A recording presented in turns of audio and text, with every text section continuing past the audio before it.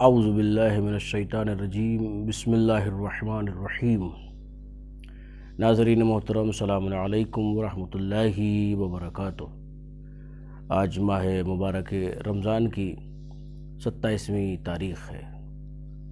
آج کے دن ایک بندہ پروردگار بارگاہ خداوندی میں اپنے دونوں ہاتھوں کو پھیلائے ہوئے ہے اور اس کی بارگاہ میں عرض کر رہا ہے، اللہم ارزقنی فیہ فضل لیلۃ القدر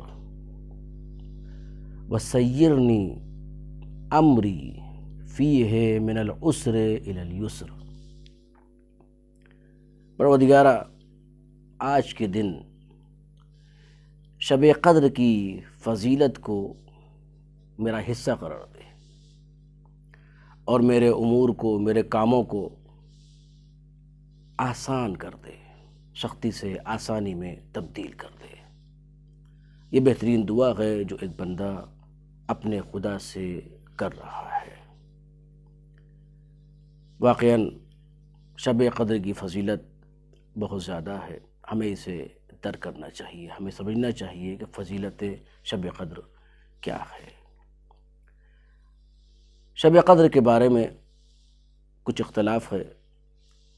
اہل تحقیق نے کہا ہے کہ شب قدر 27ویں کی شب ہے، لیکن اہل تشیع کے نزدیک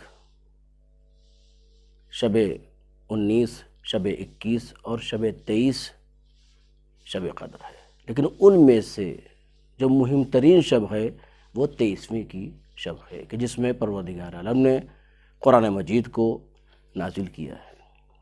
یہ وہ شب ہے کہ جس میں فرشتوں کا نزول ہوتا ہے، یہ وہ شب ہے کہ جس میں انسان کی تقدیر کو معین کیا جاتا ہے۔ اس میں ملائکہ اول شب سے آخر شب تک نازل ہوتے رہتے ہیں۔ یہ بہترین شب ہے۔ اور دوسری چیز جس کا مطالبہ ایک بندے نے کیا وہ یہ ہے کہ پروردگار ہمارے امور کو آسان کر دے، ہماری مشکلات کو آسانی میں تبدیل کر دے۔ واقعاً آج اگر معاشرے کا جائزہ لیا جائے، اگر دیکھا جائے، لوگوں کے درمیان جائیں تو دیکھیں کہ لوگ کتنی مشکلات میں گرفتار ہیں۔ کوئی اپنے پڑوسی سے پریشان ہے، کسی کے یہاں والدین اپنے بیٹے سے پریشان ہیں کہ بیٹا نافرمان ہے، مطیع نہیں ہے، والدین کا کہنا نہیں مانتا ہے۔ یہ تمام چیزیں کیا ہیں؟ ہمارے لیے مشکلات ہیں۔ اس کے علاوہ بھی بہت ساری مشکلات ہیں۔ مثلاً کچھ انسان ایسے ہیں جن کے پاس مال و دولت تو بہت ہے لیکن اولاد کی دولت نہیں ہے، وہ اس سے پریشان ہے۔ کچھ انسان ایسے ہیں کہ جن کے یہاں مثلاً کوئی بیمار ہے، وہ اس سے پریشان ہے۔ یہ تمام پریشانیاں ہیں۔ ہمیں چاہیے کہ ہم پروردگار عالم سے دعا کریں کہ پروردگار ہمارے پریشانیوں کو دور کر دے، ہماری سختیوں کو آسانی میں تبدیل کر دے۔ یہ دنیا کی پریشانیاں ہیں، لیکن دنیا میں جو پریشانیاں ہیں وہ چند روزہ ہیں، اس کچھ دن کی پریشانیاں ہیں۔ آج پریشانی ہیں، چند دن کے بعد یہ پریشانیاں ہماری دور ہو جائیں گی۔ اگر ہم دنیا کی چند لمحے کی پریشانیوں کو برداشت کر لیں گے تو یہ طے ہے کہ آخرت کی ہمیشگی کی جو آرام ہے، جو اطمینان ہے، جو سکون ہے، وہ ہمیں مل جائے گا۔ دنیا میں انسان نہ معلوم کیسی کیسی پریشانیوں میں مبتلا ہو جاتا ہے، اس کا شکار ہو جاتا ہے، لیکن انسان کو پریشان نہیں ہونا چاہیے۔ اس لیے کہ پروردگار عالم کا کہنا یہ کہ انی وضعت الراحت فی الجنہ والناس یطلبونہا فی الدنیا، ہم نے راحت اور اطمینان، آسانی کو، سکون کو جنت میں قرار دیا ہے اور لوگ اسے دنیا میں تلاش کرتے ہیں۔ لہذا تھوڑی سی سختی اگر ہم برداشت کر لیں گے تو یہ طے ہے کہ ہمارے لیے آخرت آسان ہو جائے گی۔